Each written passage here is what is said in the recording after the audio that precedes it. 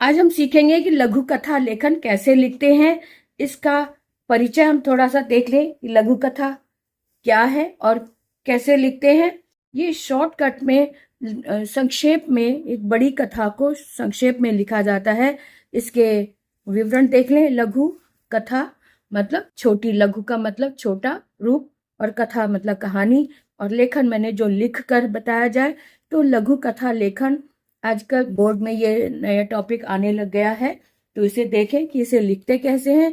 कहानी लिखते समय निम्नलिखित बातों पर ध्यान देना चाहिए। इस पर हम ध्यान देंगे कि किन बातों पर ध्यान देना चाहिए। ये देखें, कहानी लिखते समय हमें किन किन बातों पर ध्यान देना चाहिए। दी गई रूपरेखा अथवा संकेतों के आधार पर ही कहानी का विस्तार करना चाहिए। ये बहुत ही ध्यान देने की बात है कि रूपरेखा जो दी हुई होती है, जो संकेत बिंदु दिए हुए होते हैं, उन पर हमें ध्यान देना चाहिए, क्योंकि उन पर आधारित हमें टॉपिक भी मिल जाता है, हमें लिखने का मटेरियल मिल जाता है, हमें लिखने का आइडिया मिल जाता है कि लिखना क्या है। और वो उस टॉपिक पर आधारित होते हैं संकेत, इसलिए संकेतों पर जरूर ध्यान दें कि क्या संकेत दिए गए हैं, और उसके आधार पर ही हम कहानी का विस्तार कर सकते हैं।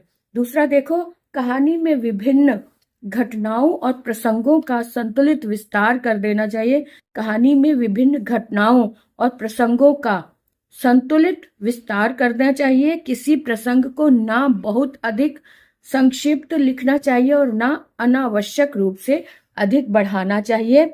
इस पर ध्यान दें कि एक संतुलित रूप होना चाहिए। जो भी टॉपिक दिया हुआ है उस पर इतना अधिक भी ना लिख दें कि वो बोर हो जाए पढ़ने वाला, और ना ही इतना कम लिखे कि वो बात स्पष्ट ना हो सके। कहानी का आरंभ आकर्षक होना चाहिए ताकि पढ़ने वाले का मन उसे पढ़ने में लगा रहे। एक छोटा सा आइडिया मैं आपको यहाँ पे दे दूं कि कहानी का जो टॉपिक होता है ना, उसकी परिभाषा एकदम स्टार्टिंग में उसका तात्पर्य से शुरू करें कि कहानी के टॉपिक का तात्पर्य क्या है, और तात्पर्य जब समझ आ जाता है तब पढ़ने में अधिक रुचि बन जाती है। कहानी की भाषा सरल, स्वाभाविक और प्रभावशाली होनी चाहिए। उसमें बहुत अधिक कठिन शब्द और लंबे वाक्य नहीं होने चाहिए। कहानी को उपयुक्त एवं आकर्षक शीर्षक देना चाहिए। शीर्षक का बहुत महत्व होता है। शीर्षक आकर्षक होगा तो कहानी पढ़ने में रुचि आती है, और कहानी पढ़ने को हम मन लालायित होता है। इसलिए कहानी का शीर्षक बहुत अच्छा होना चाहिए। जैसे इसका एक उदाहरण दे दूं मैं आपको।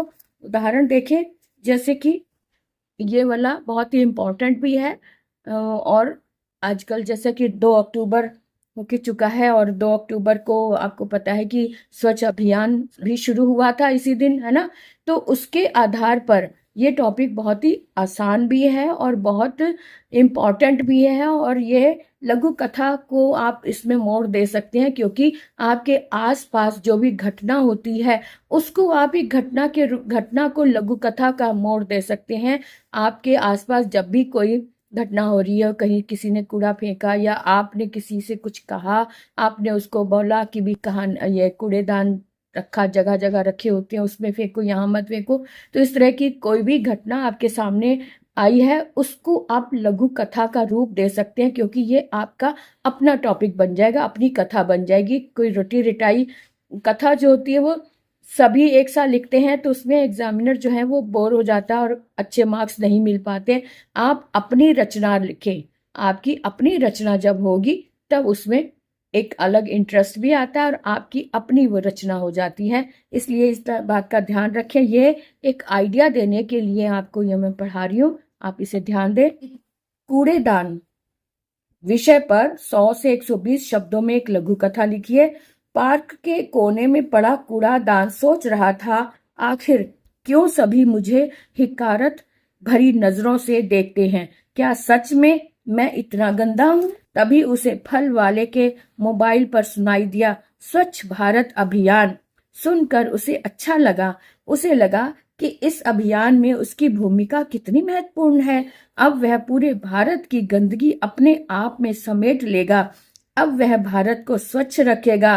तभी सोहन दौड़ता हुआ आया। उसने केले का छिलका कूड़ेदान में फेंका और भाग गया। कूड़ेदान ने छिलका लपकने की कोशिश की मगर वह पकड़ नहीं आया। सोहन के बाद पार्क में खेलने और बच्चे भी उसके पास आ गए मगर किसी ने कूड़े को कूड़ेदान में डालने की कोशिश नहीं की। कुछ लोग तो ऐसे भी थे जो उसके पास आना ही नहीं चाहते थे। कूड़ादान यह देख कर दुखी हो रहा था। वह इस अभियान में बढ़ चढ़ कर भाग लेना चाहता था मगर क्या करें। वह अभी यह सोच ही रहा था कि एक 5 साल का बच्चा अपनी दादी के साथ वहां आया। उसने कूड़ेदान के बाहर पड़ा हुआ कूड़ा देखा तो एकाएक उठाकर कूड़ेदान में डालने लगा। उसकी दादी माँ ने उसे मना किया, सौरभ तुम्हारे हाथ गंदे हो जाएंगे, मत करो। मगर बच्चे ने सारा कूड़ा कूड़ेदान में डालकर ही दम लिया।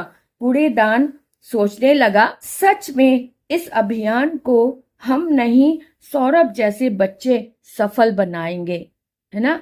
समझ आया। तो ये एक छोटा सा अनुच्छेद है जिसे छोटा सा लघु कथा जो उसमें मुश्किल से 3 या 4 पंक्तियों में ही आ गई है, लेकिन एक घटना को हम लघु कथा का नाम देकर रूप देकर इसमें ऐड कर सकते हैं। तो आपका जो टॉपिक है वो बहुत ही सॉलिड बन जाएगा। इस तरह से आप अपनी लघु कथा लिखने का अभ्यास करें। जो भी, क्योंकि हमारे आसपास कोई ना कोई घटना तो होती रहती है, जैसे कभी कोई छबील लगाई है, कोई भंडारा हुआ है, तो उसमें क्या होता है कि पत्तल वगैरह जो डिस्पोजल प्लेट्स वगैरह होती हैं वहाँ रखे तो होते हैं बड़े बड़े ड्रम्स, लेकिन लोग उसके अंदर डालने के बजाय अगर बाहर डालते समय बाहर गिर जाए तो गिरा ही रहने देते हैं। ये चीजें ध्यान रखने वाली हैं। तो आप इसको कथा के रूप में लिख सकते हैं कि किस तरह से आपने उसमें सहायता की। जैसे इसमें सौरभ जैसे बच्चे ने सहायता की, ऐसे आप भी सौरभ वाला काम कर सकते हैं और अपने आसपास के पर्यावरण को स्वच्छ रख सकते हैं। तो आज के लिए ये वाला टॉपिक आप लिख सकते हैं। और भी बहुत सारे टॉपिक हैं, जैसे अब दिवाली आ रही है तो दिवाली के दिए, ये एक और टॉपिक यहाँ मैं दिखा देती हूँ। दिवाली के दिए पर 100 से 120 शब्दों में ये अनुच्छेद लिखना है। अनुच्छेद को लघु कथा का रूप देना है। तो कैसे, 74 वर्ष की एक बूढ़ी औरत बोरी पर मिट्टी के दिए लिए बैठी थी। उसके पीछे 10-12 वर्ष की एक छोटी सी लड़की गेरू से मिट्टी के दियों को रंग रही थी। दिवाली की खरीदारी की भीड़ भाड़ में इन दोनों पर किसी की नजर नहीं पड़ी। लोगों के हाथों ने बड़े बड़े चमकदार डिब्बे उठाए हुए थे। बूढ़ी की आंखों की क्षीण रोशनी इस तेज जगमगाहट में धीरे धीरे और भी मध्यम हो रही थी। कार में बैठा एक युवक बुढ़िया और उसकी पोती को बड़े ध्यान से देख रहा था। कुछ सोचकर वह उनके पास गया। उसने बुढ़िया से पूछा, अम्मा ये सारे दिए कितने के दोगी? बुढ़िया ने उसकी बात सुनकर मुंह फेर लिया, मगर वह लड़की तपाक से बोली, भैया जी ये सारे दिए 300 रुपए के हैं। 20 रुपए के हिसाब से 10 दिए, तो 300 दियों का हिसाब आप खुद लगा लीजिए। 600 रुपए हुए ना? आप सारे लेंगे तो आपके लिए 550 रुपए लगा देंगे। क्या आप सारे दिए खरीदेंगे? बुढ़िया की तरह शायद उसे भी विश्वास नहीं हो रहा था। युवक ने 600 रुपए बुढ़िया की ओर बढ़ाए और कहा, अम्मा दिवाली मुबारक। बुढ़िया की आंखों की चमक हजार दियों और बिजली की लड़ियों की रोशनी से भी अधिक थी। तो इस तरह से आप भी किसी की सहायता कर सकते हैं, क्योंकि बड़ी बड़ी चीजें तो हर कोई खरीदता है, बड़े बड़े शोरूम में खरीदने को हम जाते हैं। बड़ी बड़ी चमकीली चीजें जो हजारों की होती है वो तो हम आराम से खरीद लेते हैं, लेकिन दिए जो कि 10 रुपए के 20 रुपए के इस तरह से आ जाते हैं, तो उसमें भी हम बार्गेनिंग करते हैं उसमें भी हम सोचते हैं कि और सस्ते मिल जाए और सस्ते मिल जाए। आपको पता है दिए बनाने में, एक एक दिया बनाने में कितना समय लगता है, और जो बेच रहे हैं वो कितने गरीब हैं, और उनके लिए 10 दियों का खरीदना भी उनके लिए बहुत बड़ी बात होती है। तो इस बात का ध्यान रखें। बड़ी बड़ी दुकानों पर तो हम जाते ही हैं, लेकिन जो छोटे छोटे ये दियों के लेके दियों का ढेर लगाए बैठे रहते हैं, या छोटी छोटी दुकानें जो लगाकर बैठे रहते हैं, उनकी आंखों में कितनी चमक होती है, कितनी इंतजार होती है कि कोई कस्टमर आए उनके पास और उनसे ये दिए ले जाए। तो इस बात का ध्यान रखें कि क्योंकि ये इनकी छोटी सी खुशी आपके घरों की रोशनी को और बढ़ा सकती है। इनके दिल से निकली दुआ आपके दिलों तक पहुंच सकती है, आपके घर के दियों को और उजागर कर सकती है।